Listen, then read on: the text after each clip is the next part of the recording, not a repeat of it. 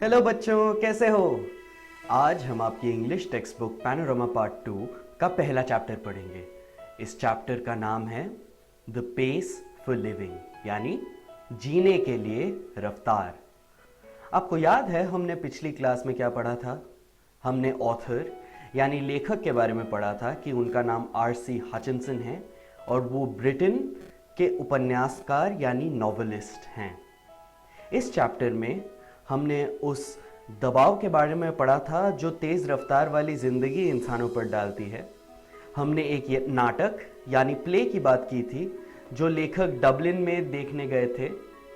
इस नाटक में एक व्यापारी था जो अपनी ज़िंदगी की भयानक रफ्तार से चिंतित और परेशान था। फिर हमने रफ्तार की अच्छाइयाँ पढ़ी कि वह अब सफ़र करने को आसान और अम्यूज़मेंट पार्क्स को मज़ेदार बनाती है, और उसकी बुराइयाँ पढ़ी कि वो इंसानों को तनावग्रस्त कर रही है। इस वीडियो में हम बात करेंगे इन विषयों पर।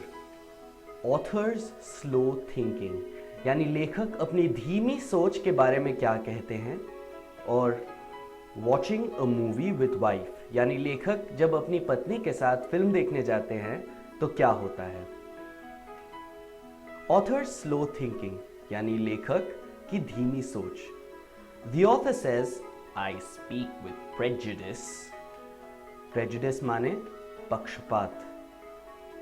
Because I belong to a tribe of slow thinkers. यानी मैं उस प्रजाति का हिस्सा हूँ जिसकी सोच धीमी है। लेखक कहना चाहते हैं कि रफ्तार के मामले में लेखक निष्पक्ष नहीं रह सकते क्योंकि उनकी अपनी सोच धीरे चलती है। The author says he is cursed यानी शापित with l'esprit de l'escalier। ये एक फ्रेंच पद यानी फ्रेज है जिसका अर्थ भी लेखक ने बताया है। Someone who comes up with the most devastating repartee after the party is over। repartee हाजिर जवाब को कहते हैं। लेखक के कहने का अर्थ है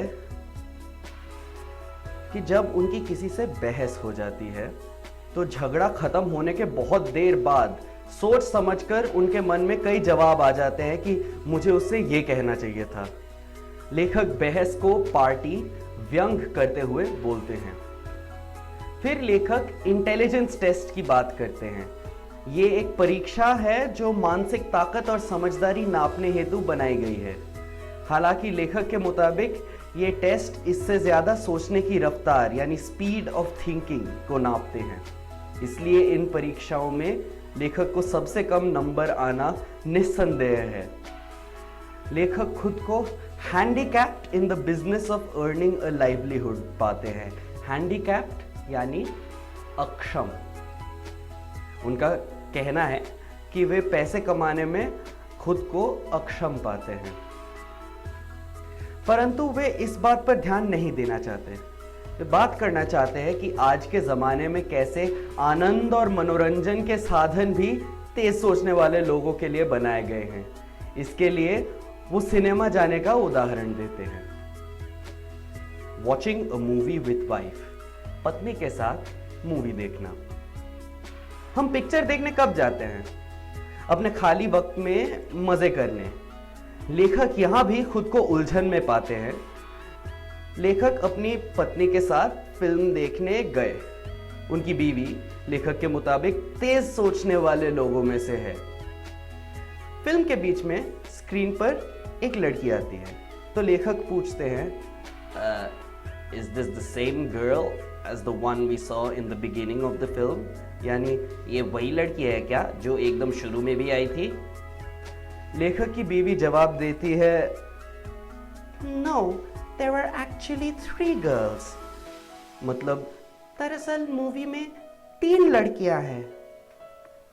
अ टॉल ब्लॉन्ड यानी लंबे बालों वाली सुनहरे बालों वाली लड़की।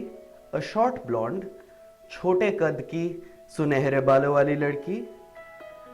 And a medium sized brunette मंझले कद की ब्राउन यानी भूरे बालों वाली लड़की। ये मान के चलते हैं कि इनका नाम A, B और सी है। The hero is the man who takes his hat off when he comes indoors. यानी जो आदमी घर के अंदर आते ही टोपी उतारता है, वो वाला आदमी इस फिल्म का हीरो है। He falls in love with the girls B, C and A in that order. उसे तीनों लड़कियों से मोहब्बत होती है, पर पहले B से, उसके बाद C से, उसके बाद A से। लेखक के कहने का अर्थ है कि आज की फिल्मों की कहानियां भी इतनी जटिल हो गई हैं कि धीरे सोचने वालों को समझ ही नहीं आती। इसके बाद लेखक कहते हैं, a mind that has trained itself to work in a high gear can work in other gears just as well. अपनी पत्नी के दिमाग को वो trained to work in high gear कहते हैं। बच्चों, आपने गाड़ी के गियर को देखा है? जितनी ज्यादा हम गाड़ी की स्पीड बढ़ाएं, उतना ऊंचा गियर चाहिए गाड़ी को चलाने के लिए।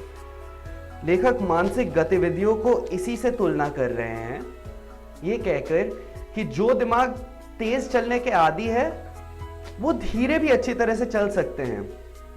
लेखक थिएटर में उनके साथ वाले दर्शकों को फेलो पेशेंट्स बुलाते हैं।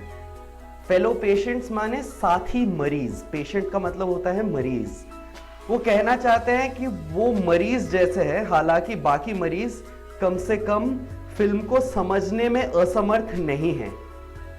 आखिर में वे अपनी एक फिक्र जताते हैं, that those of us who do not think fast in the high street nowadays may not get a chance to think at all. बच्चों, हाई स्ट्रीट शहर के उस सड़क को कहते हैं जो मुख्य सड़क है, जहां कई दफ्तर और दुकानें भी हैं। लेखक हाई स्ट्रीट शब्दों का इस्तेमाल रोजमर्रा की आधुनिक जिंदगी को दर्शाने के लिए करते हैं। वे ये फिक्र जताते हैं कि आज के दिन जो तेज सोचने की क्षमता नहीं रखता, हो सकता है आगे जाके उन्हें जिंदगी भर सोचने का मौका ही ना मिले। तो बच्चों, आज हमने क्या सीखा? हमने पढ़ा ऑथर्स स्लो थिंकिंग, लेखक की धीमी सोच के बारे में, कि वे अपने बारे में क्या कहते हैं कि उनमें धीरे सोचने की ही क्षमता है, एवं अपनी जिंदगी में धीरे सोचने की वजह से क्या दिक्कतें आती हैं उनके बारे में लेखक ने हमें बताया है। Watching a movie with wife, पत्नी के साथ फिल्म देखना। इस हिस्से में हमने पढ़ा कि लेखक फिल्म की जटिल कहानी को समझ ही नहीं पाते, धीरे सोचने के नतीजे से उनका मनोरंजन भी नहीं होता। बच्चों, घर जाके अपनी किताब पैनोरामा पार्ट 2 का पहला chapter the pace for living अच्छे से पढ़ें। अगली क्लास में हम कुछ प्रैक्टिस क्वेश्चंस करेंगे ताकि परीक्षा को मद्देनजर रखते हुए आपका अभ्यास हो जाए। आशा करता हूं आपको मजा आया। आज के लिए सिर्फ इतना ही। Thank you.